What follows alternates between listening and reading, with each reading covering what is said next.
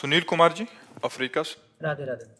राधे राधे महाराज जी। महाराज जी, अध्यात्म मार्ग में सत्य क्या है?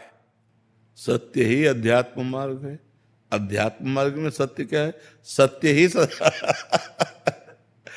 अध्यात्म मार्ग में सत्य क्या नहीं है? सत्य ही अध्यात्म मार्ग है। ना सतो विद्यते भावो, ना भाव विद्यते सता।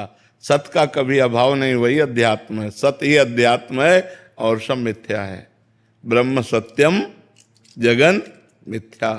जो सत्य है वही ब्रह्म है, जो मिथ्या है वही जगत है।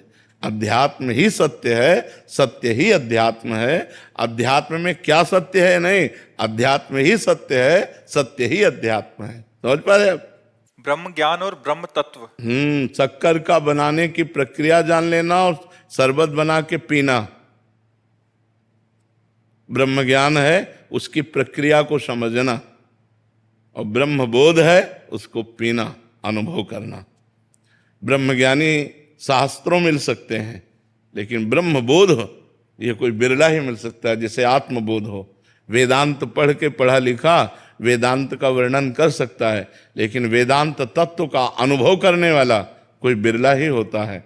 जो आत्मस्वरूप में स्थित निर्विषय निर्विकार सच्चिदानंद परब्रह्म परमात्मा के आनंद में निमग्न, वो कोई बिरला ही होता है।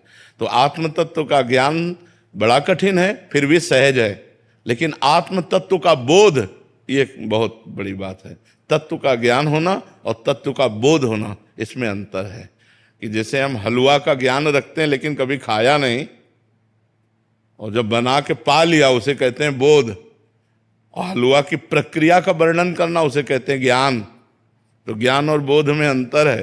किसी वस्तु की प्रक्रिया का ज्ञान होना और किसी वस्तु का रसास्वादन करना, दोनों अलग अलग हैं।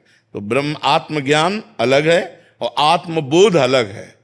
ज्ञान तो बहुत को हो सकता है। आत्म तत्व तत्व वही बोध। बोध का मतलब होता है उसी तत्व का बोध होना।